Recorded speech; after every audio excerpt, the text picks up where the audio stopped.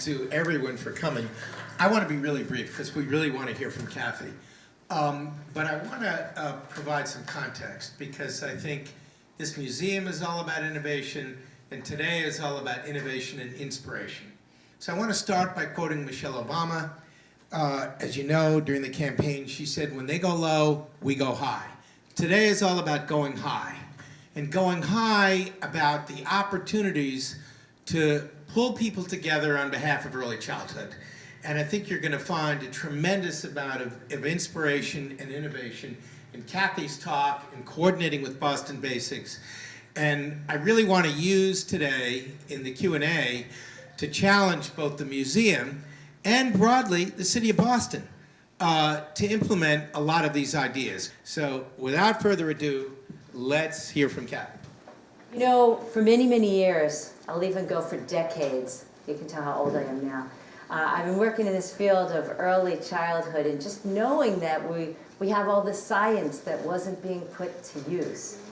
And then somehow, somewhere, Boston stepped up to the plate and came up with Boston Basics and did a makeover of your whole school system. And now you really are a model for the whole country. And so I just wanted to start with a thank you because I know many, many people in this room are responsible for allowing that to happen. And we needed a model and we needed to put the science to work. So let's just keep doing it. Today I want to talk to you about an idea. And it really is a kind of challenge-based idea with a little bit of proof of concept. And I want to show you a journey that I'm on to kind of change the way we think about cities writ large. And while the talk won't be a whole 45 minutes, I really wanted to leave it up to you because Michael's right. I consider a lot of these ideas to be cast in Play-Doh. And our job is to remold the Play-Doh so that it can actually work to help all kids everywhere. And I really am casting a wide net. Because for me, the everywhere includes an international audience, not just a local audience. And I think these ideas have real cachet. I want to start by saying that one of the things that I think is going to be so important as we move forward in the ideas that I'm going to talk about, and I'm sure what you've done in Boston Basics and Ron has done, is that we want to go where the people are. That for too long, we've been asking people to come to us. I remember boldly one day walking into an office in Chicago, and this woman claims that she is the one who taught Barack and Michelle community organizing. And when you meet her, you're probably going to say she's right. And I remember saying to her, well, it's a wonderful thing to be in Chicago. Let's look and see where you're at. And when I walked in her office, it was actually in South Chicago. I don't know if many of you have been there, but a lot of the places are not gorgeous in South Chicago. Her office was in a warehouse. And she sat like this, and you could tell she had all the power in the world behind her. And she said, well, what do you think? And I remember looking at her, not really knowing what to say. And I said, okay, I think they're not coming. And she said, that's right, they're not coming. And I said, right. And she said, I had millions of dollars donated to a clinic in South Chicago. It was the most gorgeous clinic you have ever seen, and they're not coming. Nobody was walking through the door. Nobody wanted this top-down stuff that was being imposed on communities in a cookie-cutter kind of way. They want to have ownership of what we do and be partners in what we do. And so I just wanted to start you on that base to tell you about the journey I've been on to try to reduce some of the inequities. And again, Ron, thank you so much for all you've done, because I think that's a conclusion you all came to very early in your search. So let me start with the global learning crisis. This is stuff you kind of already know. But the projections are that by 2030, a full half of the youth in the world, 800 million young people, are not going to have the skills that they need to succeed in a 21st century world. And unfortunately, if you look around the world, you would see, though there are some places that are changing, and by the way, one of them is China, but we can come back to that, you would see that for the most part, we're still teaching in the same way we did 100 years ago, right? In fact, there was a wonderful quip by Time magazine that said that if Rip Van Winkle came back today, the only place he would find familiar was the school system.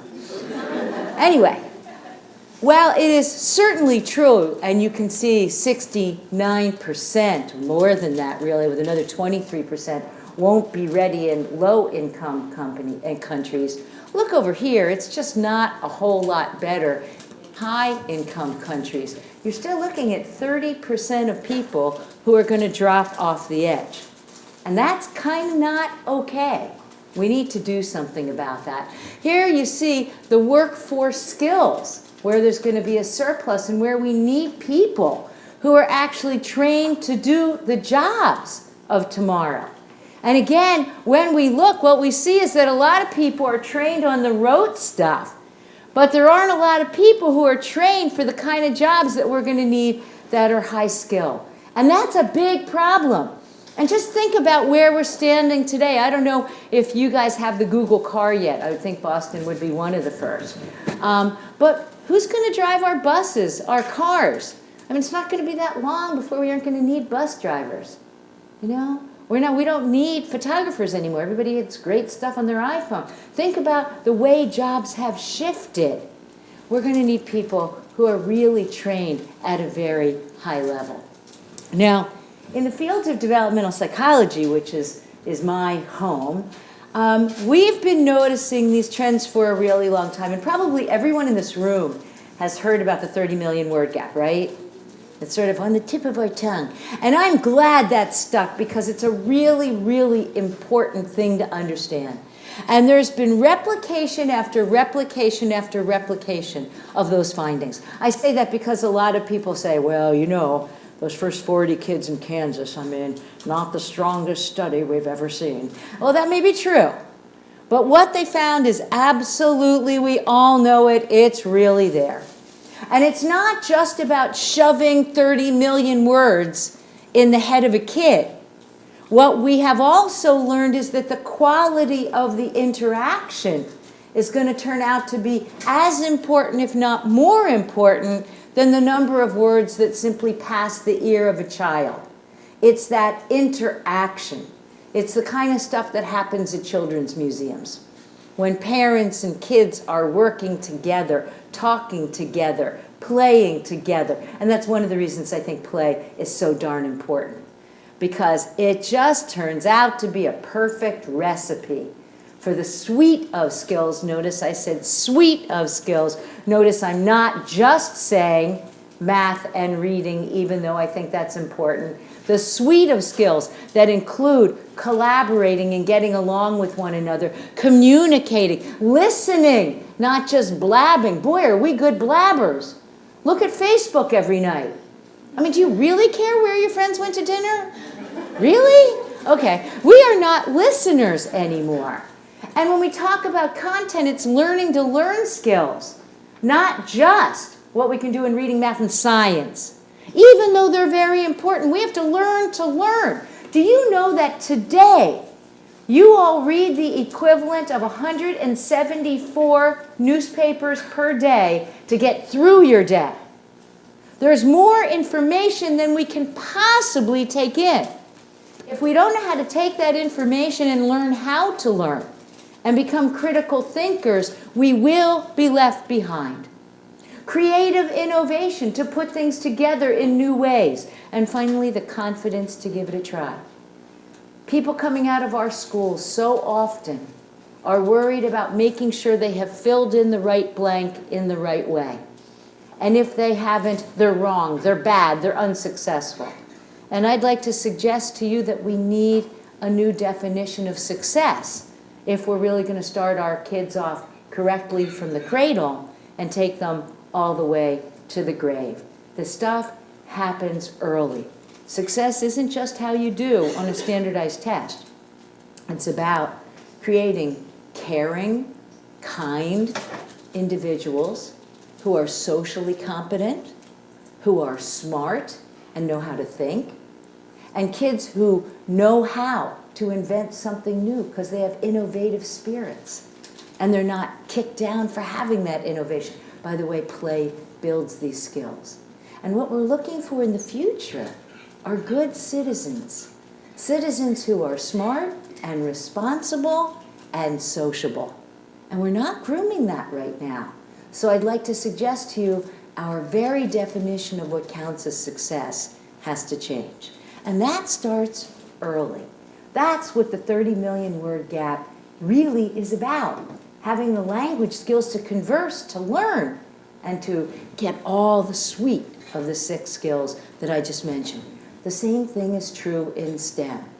STEM doesn't start when you enter school. In a new monograph that we had come out this year, we saw that little kids at 3 years of age have as much of a gap between the middle income kids and the lower income kids as you've heard about in the 30 million word gap. It's astounding. And you won't believe what can build some of those skills. Playing with blocks. Folding paper airplanes. Believe it or not, it builds the spatial skills. And for those of you in the audience who happen to be scientists, wait till you hear this one. You put the spatial skills together with these executive function learning to learn skills like memory, attention, flexibility, all with me? At 3 years of age, I can account for, hope you're ready for this, 78% of what you're going to look like at the doorstep of school in your math and STEM skills. That's unbelievable. Blocks? Like, are you kidding, Kathy? Nope. Turns out this play stuff is really important, and it starts early. So most of the responses that we've had around the nation of what to do included building more preschools. And I'm happy to say that universal preschool has now entered into the discussion in some 41 states. That's amazing. We were so not there 5 years ago, and we've gotten there. People seem to understand that investment in kids makes a difference for what your future is going to look like as a society. But I'd like to argue from this data that we have to start even younger. That 0 to 3 is going to turn out to be as important as the initiatives that we have made in preschool. Does not mean preschool is unimportant. It's very important, and we have great data to show it. But 0 to 3 is also going to prove to be important. The United Nations actually recognized this, and as this movement around the world started with preschools, they decided in 2015 to start the UN Sustainability, suggesting that all children have a right to thrive and develop their full potential and to live in a sustainable world. And that has mobilized the entire globe around what we can do in early education. So that's a really exciting movement. And as I say, we put most of our effort into preschool. We need to go younger, but there's another argument you need to know. This was put forth by John Bransford and Andy Meltzman. And you're going to question the numbers, but I'll try to explain why it's so true. Even when our kids are in full-time school, they're there for only 20% of their waking time. 20% of their waking time. Of course, that raises a question, which is, what should we be doing with the other 80% of the time? And I remember the day I walked into the Brookings Institute and I said to them, hey guys, you know, we're kind of missing out on the other 80%. Like, what are we doing with it? What are kids doing when they're awake and they're not in school? I think you can all answer that. A lot of it came out in the Common Sense Media report that was released last week. They're sitting in front of screens. That's kind of what they're doing. Again, I want to thank Ron and Boston Basics because you figured out going into barbershops and nail salons and places like that, maybe that's what she was saying when she said, they're not coming. All right, great. We'll go to that. So we had an idea. And the idea is learning landscapes. And it's a way to try to harness what's going on in the other 80% and to try something bold and new. And I think it's something that in a sense you've already started a bit in the Boston Basics, but I kind of think we can go farther. So the next part is to challenge all of you to help me think about this, to work with the Play-Doh I'm giving you, and to say, okay, well, what can we do now that's even bolder than what we have done? And I want to now bring you to a movie with an architect I met who's working in an area that he calls the conscious cities movement. Again, it's out of architecture, and here it is. We're all familiar with stories of the golem from Prague and Frankenstein, inanimate objects injected with life. These are examples of things becoming conscious, the quality or state of being aware, especially of something within oneself. Could we do the same to our cities? We're already busy making them more efficient and productive. We make them smarter by using technology to interact with services and organizations, channeling data from one point to another. There's an even greater amount of information being produced that expresses our day-to-day lives. We mark out routes, post photos, write about experiences, tweet our thoughts, and on the most part with the intention of being seen and heard. We're producing a constant stream of expression. What if a city became aware of this information and began to make sense of what's going on inside of itself? It could combine a huge amount of data with a growing body of knowledge of how we experience our built environment, one that is continuously being updated by the behavioral and brain sciences. Take, for example, a study revealing that some city streets cause increased cognitive load. This happens when the levels of stimuli in our surroundings are too high, overwhelming our brain systems. It has adverse effects such as depleting our attention capacity and is thought to weaken functions such as self-control. Imagine if the city became aware of the times when a problematic street is overloaded with stimuli and helped adapt it to our benefit. But it doesn't all need to be instant changes. There are semi-permanent improvements that a conscious city could make according to patterns of behavior. It could encourage playful learning for children outside of school, or offer more opportunities for interaction in areas where the old suffer from loneliness.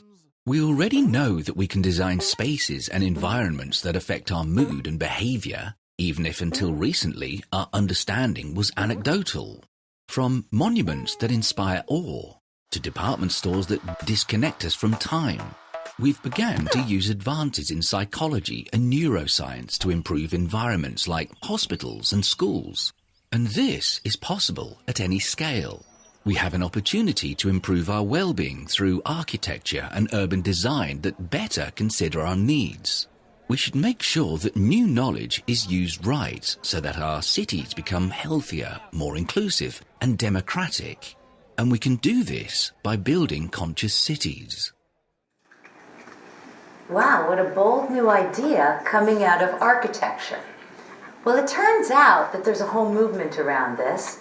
The Conscious Cities movement only started 2-3 years ago, but it's becoming part of a kind of urban revitalization that's also going on. Believe it or not, 70% of all people will be living in urban areas by the year 2050. 70%. That means most of our kids are going to be in urban areas. Can we make them into family-friendly cities? So now I want you to put together 2 ideas. I've suggested to you that we have a lot of movement going on internationally in education. I've suggested to you that there's a movement now for urban revitalization to look toward the future of 2050. And now I'm going to suggest to you that there's an overlap. And that overlap area can be what I've termed learning landscapes. Now, there are some pop-up points that are happening all over the world right now, and Boston Basics would surely be one of them. Just wanted to show you some others. Bernard Van Leer Foundation started what they're calling Urban 95. And Urban 95 asks, what does the world look like from 95 inches, which is the average height of a little kid, okay? What would happen if we went down like this and looked at what the world looked like and then changed it in concert with that? Pittsburgh is doing remake learning days and in fact has now called themselves Kidsburg. There's some other pop-up things that are happening. This is a mural on the stairs in New York City. It makes them, artists have been commissioned to come and change the way stairways look. So now when you go into areas that used to look like blight, they don't look like blight anymore. They look like art. Over here in Iceland, they just wanted people to slow down. So this was going around the web this week. Did any of you see it? Isn't that cool? It's a new kind of crosswalk. Now it looks like it's 3D, right? You look like you're going to run into it, but it's actually 2D, but it got everyone to stop. And over here from Minneapolis, we have this group called Juxtaposition Arts, where they had just these awful corners and nobody could, it was all gangs, so kids didn't feel safe to go out. You won't believe what they did. A bubble machine. And the bubble machine, the gangs didn't want to be around bubbles. So they left. Now the kids are there playing with the bubbles and learning about bubbles. And guess what? The cars all slowed down at the intersection because they liked looking at the bubbles. Now the effort that I'm suggesting is to coordinate this around a city. And in Philadelphia, we're calling it the Philadelphia Playful Learning Cities Movement, which is funded by the William Penn Foundation. And we're asking a slightly different question, which is, can we organize areas around the city and infuse those areas with learning potential? All right, can we literally build the learning right into the streetscapes, hence learning landscapes? And the outcomes would be things like social emotional skills, executive function, language, mathematics, and scientific thinking. And I put forth that we now know enough as scientists that we can help the architects design these things and help parents really grab them as what I call edible science, that's accessible, digestible, and usable. So I wanted to just show you that we have now some evidence to show that this stuff works. We've done a supermarket intervention. We've actually done it in Tulsa, Fort Hare, South Africa, and Philadelphia, and in Delaware, I should have mentioned. We've done the ultimate block party, which you had a little one in Boston, but a bigger one in New York, Baltimore, Norwalk, and Toronto. Urban Thinkscape, which I'm going to show you what that looks like. Playberry, we're changing all of our libraries, and I'm going to introduce you to Parkopolis. So here is just a little bit of what can be. First one I want to show you is what you can do in supermarkets. We changed signage. The first project didn't look anything like this. This is sort of so beautiful. We got a real artist. The first one came out of an honor student in my lab. The whole project cost $60. She happened to have her boyfriend, I guess, could draw. So he drew a big cow, I swear to God. And there was a big cow near the milk section, and it said, "Do you know cows make milk? And the milk makes dairy. What else can you find that does that?" Now, honestly, I didn't think it was going to work. I'll be honest with you. I thought, let's give it a whirl. Why not? And we had a big sign. We came in a supermarket, and it said, "Healthy language helps your children grow." Okay. Do you believe we got a 33% increase in the language from parents to kids? Can you believe that? When the signs were up. Then we took the signs down, and it was all over.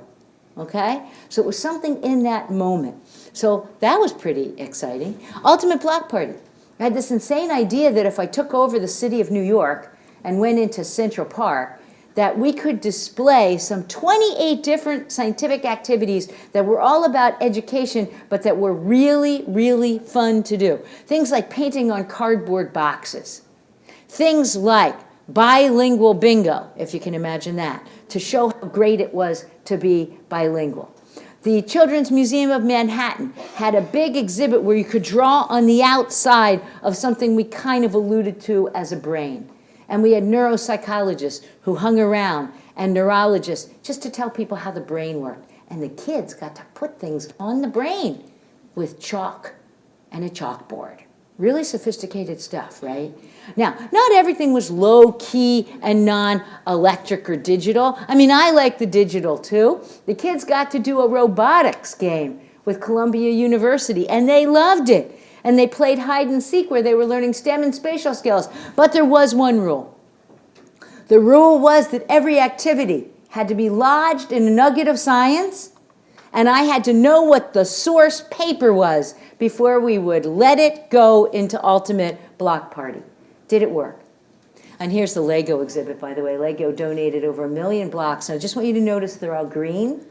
The reason they're all green is because you have to use spatial skills then to build it, whatever you're building. You have to rotate, put in, use it to map out some structure. All right, did it work? They told us we were going to get about 6,000 people if we were really, really, really lucky. And over 50,000 people came that day with a reach of over 10.2 million before the New York Times ran its article on this whole thing as a new way of thinking about learning. And these results have all been published. Urban Thinkscape. That's our latest one. It actually opened last Friday. It was a really, really exciting idea that we did with the architect who did the Conscious Cities movement, Itai Palti, and with my postdoc, Brenna Hossinger-Das. The challenge to Itai was, okay, you want to have a conscious city? I want a conscious learning city. Help me make a new kind of bench that has puzzles on the back, because these kids are behind in STEM from the get-go. And when you're waiting at a bus stop, I want kids to be able to play with puzzles. Can we invent something like that? The answer was, yeah, why not? We went through a number of drafts, but we finally did it. And then we invented a street light. Look at our new street light. It just has an upside-down umbrella on it, and when you turn the dial, it projects down and gives you animation on the street below, so that you can tell stories by turning a dial on an everyday street light. Now, importantly, for all of these ideas, we met with the community and had them all around the table first. And our community levels, it functions at 3 levels. One is sort of, the scientists and the architects. The second is, how do you get the whole city around the table? So we made sure that we had people from the Parks Department. We made sure that we had the library, the museums. Everybody was there together. And in New York, they told us they'd never seen anything like that before. They'd never seen the scientists meeting with the for-profits, nonprofits, museums. It was unbelievable. Here, we also had another level, which is we met with the neighborhood.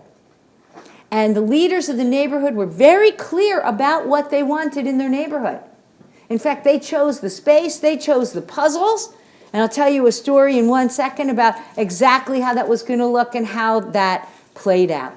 But I wanted to tell you first what they said in our very first meeting. It was a January day in Philadelphia, which isn't as icy as a Boston day. But it was icy.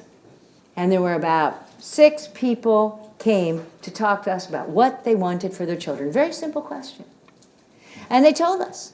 They said, you know what we want? We want a reason for kids to come into our neighborhood, not to flee it.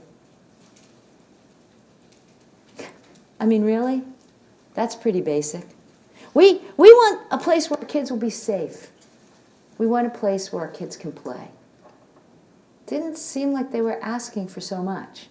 We want a place where our kids can learn. And it was at that meeting that I met a woman named Betty Ferguson. Betty Ferguson had walked 2 miles to come from what many of us in this room would have called a slum, and what I call the home of Betty Ferguson, to be at that meeting. And she said to us, if you're going to do this, really mean it. Really do it in the neighborhoods where we need it. Because my first guess was to go to the local children's hospital that was in the area. She said, no, you only go there when you're sick. Go to a real bus stop. Go in my hood. And we did. And as we developed these projects and these designs, they were very much a part of how you could mold the Play-Doh, okay? And the architects, Itai and folks, worked with them. Betty Ferguson came to Boston for the first time 2 months ago because people up here had heard about learning landscapes. They wanted to know, how did it play out in the community? It was a little something to go on the plane, because Betty had gone on a lot of planes, but she'd gone on some. She'd never been to Boston before, and she realized, it looks a lot like Philly. We really are twin cities, in many, many ways. And Betty gave a talk at Harvard. And I have to tell you, I think it was one of my proudest moments ever, for 2 reasons. One, Betty Ferguson gave a great talk at Harvard as part of the Frontiers of Innovation with Jack Shunkoff. And the second reason is, gosh, we should have more Betty Fergusons in the room. We need Betty Fergusons in the room when we roll out these ideas. This is another one I wanted to show you, Jumping Feet, which is actually taken directly off of a task that's used to study executive function. We created a new kind of hopscotch. And in this hopscotch, you have to wait before you jump. Okay, the pattern is not clear. Comes right off the happy, sad task. This is what it now looks like in the community. The community decided where it was going to be. They picked a lot next to a church where Martin Luther King had started the Freedom March in 1960. They also decided that they wanted Martin Luther King to be one of the puzzles, and then they did the other puzzles and helped design them. We now have puzzles at the bus stop, the hopscotch at the bus stop, and we created a Hidden Figures that is also at the bus stop so kids can start finding shapes. But I wanted to add 2 more pieces. 100 of the community members helped us build the bus stop. The kids own it. They built it. And who do you think's doing the data collection? Believe it or not, we trained them all on how to do university IRBs, and they are now certified as what we call data ambassadors, and we are paying these people to help us. And these are people who didn't have a job otherwise and wanted one, so that they can collect the data in their own community. This is Playbraries. We're going into libraries and doing much the same thing. You know, you don't think about it, but you can add a lot of learning to the stuff you do and make it not just enjoyable and rich, but here you have a STEM experiment right there on the side of a new wall that we're building in a library that's the wall of a stage, so that when kids look at and read a book, they actually can act out that book on a real stage. And I should add that all the seating is done as tangrams. So the kids are doing puzzles as they put the seats together.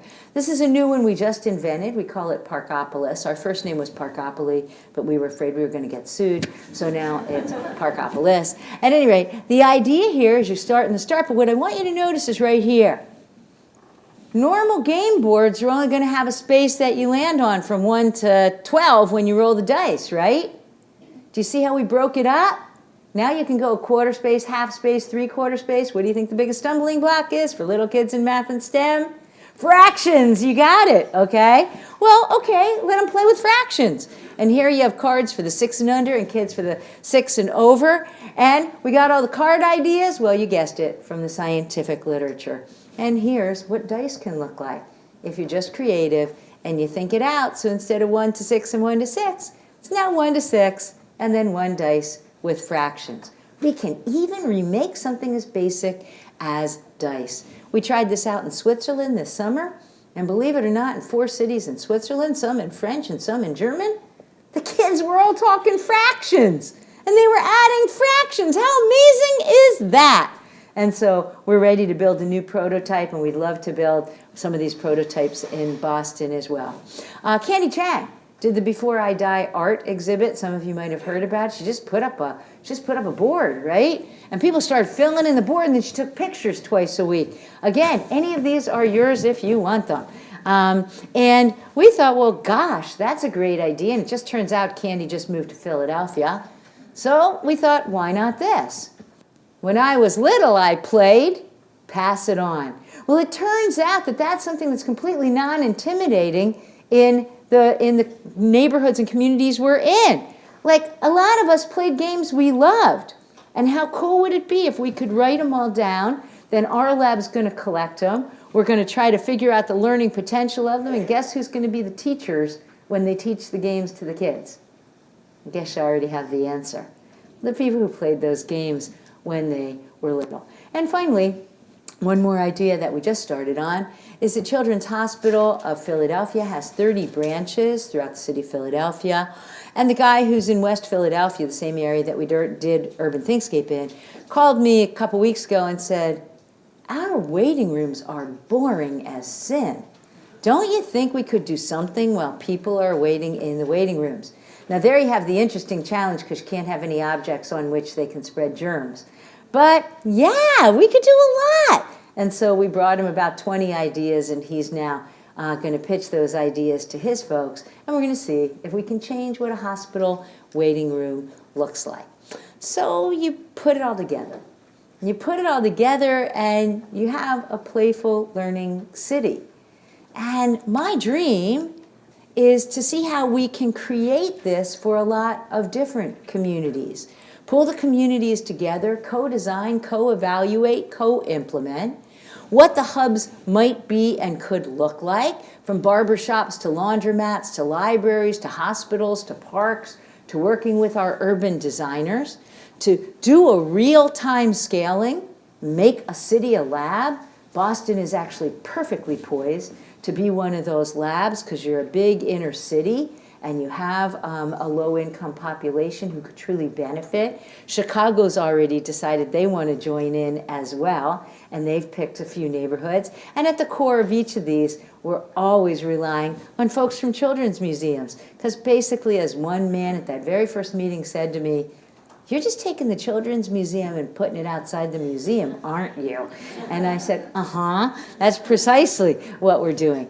We need to scale it, and our 5-year vision is to start by doing, a test of what we can do with each of the proof of concepts, to move up and say, how do you codify this? And we can really use your help, because you'll have experts here who can solve the problem. Jack Shonkoff and I are like hitting our head against a wall on this.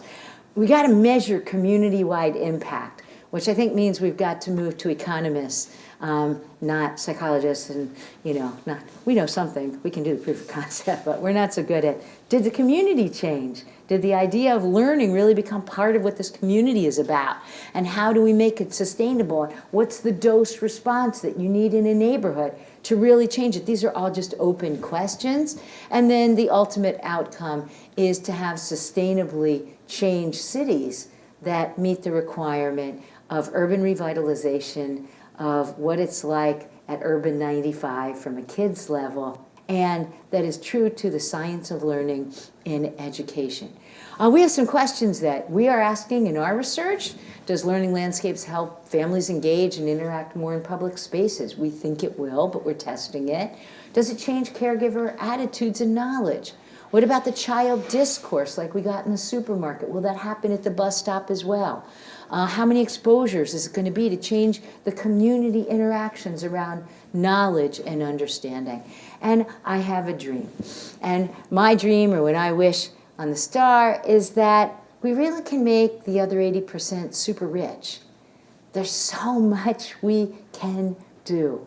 And I just imagine going into a city with, like, my 2-year-old granddaughter, don't worry, I didn't just have a kid, but with my 2-year-old, and that there'd be like a brochure, you know what I mean?